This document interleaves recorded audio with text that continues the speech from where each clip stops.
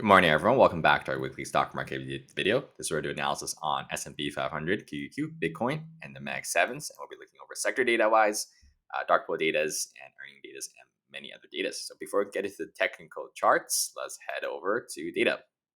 So sector data-wise, every week, we are continuing to see rotation. So remember last week, XLK, tech is red. So this is weighted at market cap. And we had XLF, financial sector, and the healthcare sector was bright green last week, which held up the S&P 500. So these are the sectors in the S&P 500.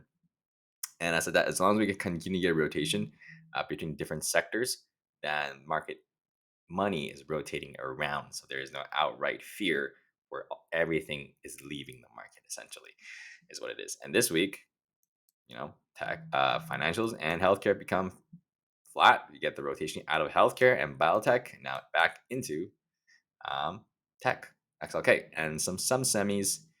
We got a little bit of rebound in semis, but it's still continue going sideways. My consensus for semiconductors sector is continuing sideways until we get earnings release, because that whole move was due to the CapEx spend and where it goes into the semis. The semis are outperforming earnings, and their growth are just guidance are raising, all that kind of stuff. So we have ASML, which is semiconductor company, reporting on Wednesday, and TSM, Taiwan Semis, is reporting on Thursday. So these will give us insights into is the semis going to make another new all-time high and rally again, right? If all these guys start reporting beating earnings again and raises again by a whole lot, right? That could make the second move up. So currently, we'll see if that ends up playing out. Of course, we have banks coming in as well. Netflix here, a couple of other names, but earnings season is starting. So for me, if earnings continue coming good, we're very, very likely going to make new all-time highs. Because without it, right, even with the semis going sideways, SPY is already starting to break out of this bull flag, this monthly bull flag. And while even last week when the Qs were red, SPY was getting rotation into XLF and XLV, which held up SPY much better than the Qs. You can see the Qs were right back to these lows, and SPY was literally just making a higher low daily bull flag. And next thing you know, we are approaching all-time highs. So yeah, let's give my watch on the earnings next week coming in. And feeling ingredients really not helping us smack that in the middle, right? It was what are we gonna do with this for 9. But for AS and data, I talked about this one a bit, saying market participants have been quite bearish for a while, and it's still a little bit. Right now, they're a little bit more neutral. Right, last week was pretty bearish, which probably made the market not drop too much. But now it's a little bit more neutral. You can see we're pretty much kind of in historical average for the bulls, but it's still a little bit high on the bear side. Yeah, so we're like what 1% away from all-time highs. So the psychology of that, I explained it last week, is saying most people miss this move, this initial pop, right? And very, very likely, if they missed it, then they wouldn't want to go long. But then it keeps on going up, up, up, and they're like, okay, fine, I'll get in. Let's say they get in here, right? Actually, let's use the Qs for more better illustration. So let's say they get in right here, right? It keeps on going up. Like, okay, they miss this whole move, and they want to get in. They try to get it short, but they can't. And now next thing you know, they decide to go long here or something, right? And they start making gains. Next thing you know, get wiped out in 2 days, right? They're like, oh, I shouldn't have gone in. That was the crash. We're gonna crash now. And they get bearish, and then next get chop chop in here. Every time we get these downsized days, it's always wipes out like a whole week of bulls move essentially. So it makes them a lot more bearish because not a lot of people got in this part. So if you're caught in around here, every time it goes at a red day, it literally wipes out the entire this 2 weeks of gains here. So kind of makes sense where people are still more bearish, but we'll see if the earnings come in great, probably new all-time highs again, and a lot of people might miss the move. So, and we'll see how that sentiment comes in, continue come in. But overall, it's still kind of reflecting more of a bear side at the moment. In terms of dark pools, we have the semiconductor dark pools here. Last week we talked about the SOXX. That one is also semiconductor sector. But this one is weighted a little bit more for NVIDIA. And we are trading right on it. It bounced on Thursday and Friday. So we are pretty much right underneath number 2 and number 8, but we are right around number 6. Um, but to me, this isn't as important. If earnings just beats and goes out of the park and raises guidance like crazy again, I don't think this number 2 dark pool is gonna really matter that much. It's probably gonna unless the expectation is already baked in. So we still have to see how the price action trades when those earnings do come in, right? So, all right, let's take a look at technical charts. Yeah, technical charts, no red flags for me at all. Market continued rotation. Talked about that earlier. As long as sector continued rotation, sector is perfectly fine. And this is a monthly bull flag looking like it wants to about to break out. So we're like what? Let's see, like point. This is called it 1% away from all time highs. And yeah, it's pretty much this is a monthly bull flag looking to break out. And financial is going to be reporting as well. So XLF, the second largest sector, right? If they do well and the semis do well, next you know, right, we are probably going to be up here. And if the Meg sevens, so the thing is, if the Meg sevens reduce their capex, they rally and they hold up the market. But the semiconductors might drop because they reduce the capex spend on these chips. And so we'll see how that balances out. If the megs are able to outweigh the moves of the semis, and maybe semi goes sideways, who knows, right? We'll also have to see how it goes. If it rotates back to the megs and the semis kind of go a little bit more flat, if they reduce their capex spend, then market is still going to hold up. So the only thing that would probably reduce it is if, let's say, the megs reduces their capex and their earnings don't look as good, so they drop, and now the semis drop with it because they reduce the capex, and they weren't making as much profit as they thought they would. So they reduce the capex, and now reducing the capex spend will reduce all the earnings from the semis. We are kind of still early in the spending, so I don't really see that coming. Maybe I don't see it reducing by too much. I see it potentially peaking out, and still there could still be a lot of spending, but not like reducing it drastically. So we'll see how it goes. But earnings are coming up, so we'll see how those earnings call roll out when they do come. And tech, same thing. This is just more of a tiny range, a very clear tiny range at the moment for me at the moment. And we did kind of poke below here, but it's still tightening range for me overall. But you guys get the idea. Big move up, big move down. Continue to tight. The more tight it gets, it's probably waiting for earnings as well. Yeah, and we'll see how it breaks out. All right, let's get into the Bitcoin here. So a little bit better. Last week I said we have triple divergence.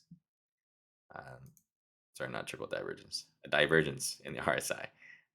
And at the same time, we have triple lower lows, quadruple lower lows with no follow through. And I said that if the bulls were to bounce, it would be last week. And because I wouldn't know when else would they do it. When they get 4 lower lows, breaking new lows with no follow through, that would be the time for them to take charge. And they did. So they got this nice bounce, but they're not out of the woods yet. So as long as they're below this 67,000, we are still in a bear flag. And there's no way in this chart, in a longer term picture, that is still good looking. We're down 50% from all-time highs, and we're still trading beneath around. We just bounced for like 10%. So longer term picture, bears are still in control. Monthly and weekly charts and quarterly charts, they're still in control. But daily, it's starting to shape up. They need to break above this 65 to confirm a daily uptrend. Then they have a shot back to the 68. So nice initial move here. Starting to shape up a tiny daily bull flag here.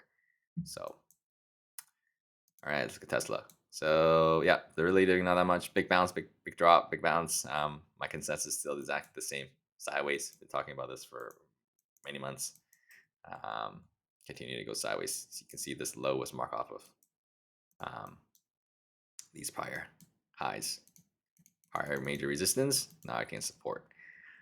So as long as it doesn't crack below these levels, go below 330, 370, and then come into this structure, this sideways range will likely continue to hold. All right, Meta here. So Meta finally broke out. It was kind of confusing with the news. Some people think the capex spend was decreasing. Some people think it's still increasing, and then end up. I think people just kind of digest the news over a little bit of time, and it broke out. But we broke out, gapped up right above into resistance. Resistance. So we'll see how it digests that. If it decides continue to go sideways into earnings, then this would be the range. We just hit the top, and this would be coming down around here. Ideally, you want these 625 and 640 here to act as support when we do come down to it, because these was previous major resistance. So when we come down, it bounces, and let's say go kind of ranges in here and waits for earnings, and maybe in the earning call they're like, okay, we're decreasing capex. We're back up here, or if they increase the spend, we're probably gonna go back down to the 600 level, or if they flatline, then maybe they'll just continue to chop around here and see how it goes. So we'll see. All right, so Amazon here continue to hold above this 235. As long as it holds above 235, no signs of red flag from me, and it really likes to chop in sideways historical wise, price action wise. So really, I wouldn't be surprised if it just literally just chop in here. What you want to, which is fine for the bulls, right? You build a structure, you break out above it, and you want a prior resistance, major resistance. Now you want it to flip into supports when you range above it. So as long as it range above prior resistance, now acting as support, then it's perfectly fine for me. Yeah, no red flags here.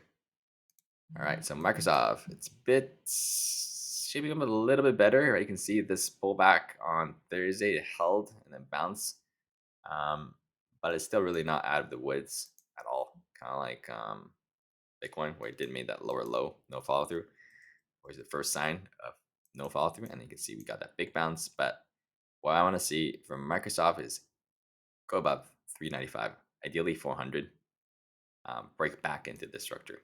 Right, you can see this prior support low. Let's mark off of these lows. Break back above there.